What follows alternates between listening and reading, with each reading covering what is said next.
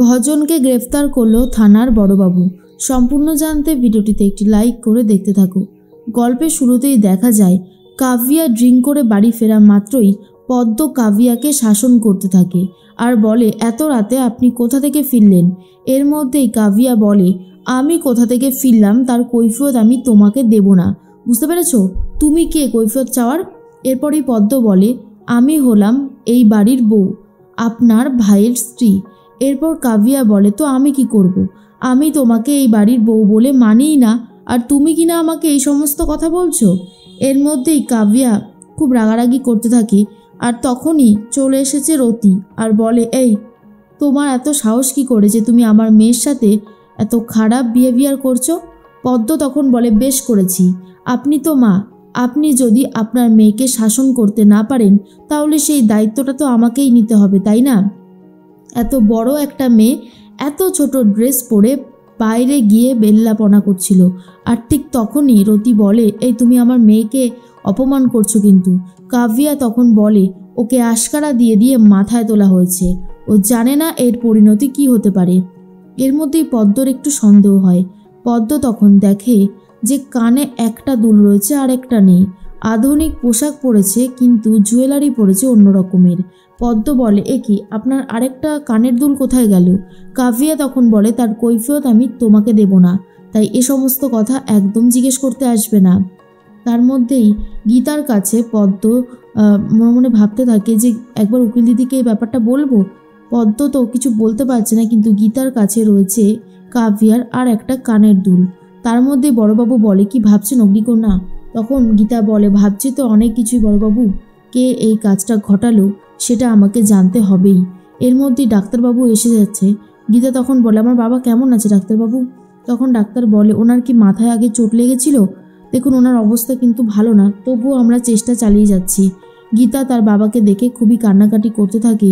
এর মধ্যেই চলে এসেছে গিনি। গিনি তখন বলে, বাবা একবার চোখ মেলে তাকাও না। কিন্তু গণেশ গাঙ্গুলির অবস্থা এতটাই খারাপ যে সে চোখ মেলে তাকাতে পর্যন্ত পারছিল না। এর মধ্যেই গীতা বলে, এই যে অবস্থা হয়েছে বাবার, এর সব কিছুর জন্য দায়ী তুই দিদি। গীতার কথা শুনে গিনি তখন বলে, কি বলছিস কি? আমি কি করেছি যে তুই আমাকে দোষারোপ করছিস? গীতা বলে, হ্যাঁ, তুই এই সব কিছুর মূলে রয়েছিস। তুই যদি বাবাকে এসবের মাঝে না নামাতিস তাহলে হয়তো আজকের দিনটা দেখতে হতো না। এরপর গীতা ঠিক করেছে কিছু একটা করবে, বাড়িতে ফিরে যাবে। এরপর যখনই বাড়িতে ফিরে যায় তখনই দেখতে পায় যে বাবার যে জায়গাটা বাবা পড়েছিল তার পাশেই রয়েছে ফোন। এরপর ফোনে কল লিস্টটা চেক করে দেখে ভজন মিত্তির ফোন করেছিল, আর ভজন মিত্তিরকে আবারও ফোন ব্যাক করে। তখন ভজন মিত্তির ভাবে গণেশ গাঙ্গুলি হয়তো ফোনটা ব্যাক করেছে, তাই বলে, বলুন গণেশ গাঙ্গুলি, আপনি ঠিক কী বলতে চাইছেন? আরে চুপ করে আছেন কেন, বলুন। এরপর গীতা ফোনটা কেটে দেয়। তখনই বলে, তার মানে এর মাঝখানে ভজন মিত্তির রয়েছে। তখনই চলে এসেছে স্টেফনিদা আর বলে, শোন গীতা, আমি তোকে কিছু কথা বলতে এলাম। কয়েকটা লোক বড় গাড়ি থেকে নেমে তোদের বাড়িতেই এসেছিল। এক দুজন থাকলে তো সামলে নিতাম, কিন্তু এতগুলো লোক এসেছিল, ওদের কাছে আবার অস্ত্র ছিল, তাই আমরা আর কিছু করে উঠতে পারিনি। এর মধ্যে ভজন মিত্তিরের বাড়িতে চলে গেছে গীতা আর বড়বাবু। বড়বাবু তখন বলে, আপনাকে থানায় যেতে হবে, আপনাকে গ্রেপ্তার করা হলো। ভজন মিত্তির বলে, কেন, আমি কি করেছি?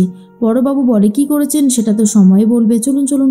এরপর গীতা বলে, অনেক অপরাধ করেছো ভজন মিত্তির, আমার বাবার গায়ে হাত তুলেছো তুমি। ভজন তখন বলে, বিশ্বাস করো আমি এসব কিছু করিনি। কিন্তু বড়বাবু বলে, কোনো কথা শোনা হবে না, ভজন মিত্তিরকে গ্রেফতার করে নিয়ে যাচ্ছে। এর মধ্যেই দেখা যায় অগ্নিজিৎ মুখার্জি চলে এসেছে, স্বস্তিকের সাথে কথা বলতে থাকে আর বলে, গণেশ গাঙ্গুলির এখন কি অবস্থা আছে? স্বস্তিক বলে, ট্রিটমেন্ট চলছে, ডাক্তারবাবুরা আশা ছাড়েনি, দেখাই যাক শেষ পর্যন্ত কি হয়। এর মধ্যে অনেকটা বেলা হয়ে গেছে, কাব্যা এখনও ঘুম থেকে ওঠেনি, তাই পদ্ম চলে এসেছে ডাকাডাকি করতে আর বলে, উঠুন, আর ঘুমালে চলবে না, অনেক ঘুমিয়ে ফেলেছেন, এত বেশি ঘুম ভালো না, উঠুন উঠুন।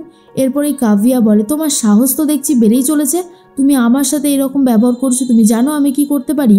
তখনই পদ্ম বলে, আরে কী বা করবেন আপনি, কী বা করার ক্ষমতা আছে? আজকে আপনাকে পাত্রপক্ষ দেখতে আসবে, চুপচাপ বসবেন, পছন্দ হলে বিয়ে করবেন, বুঝতে পেরেছেন? তখন কিরণকান্তিও সেই একই কথাই বলে, কিন্তু গীতার কথাই বারবার ভাবছিল কাব্যার। বলে, গীতাকে সরিয়ে দিয়ে আমি স্বস্তিকের জীবনে জায়গা করে নেব। আমি একজনকেই ভালোবাসি, সেটা হলো স্বস্তিক, অন্য কাউকে বিয়ে করতে আমি পারবো না। যা শোনার পর পদ্ম আর কিরণকান্তিবাবু দুজনেই অবাক হয়ে যায়।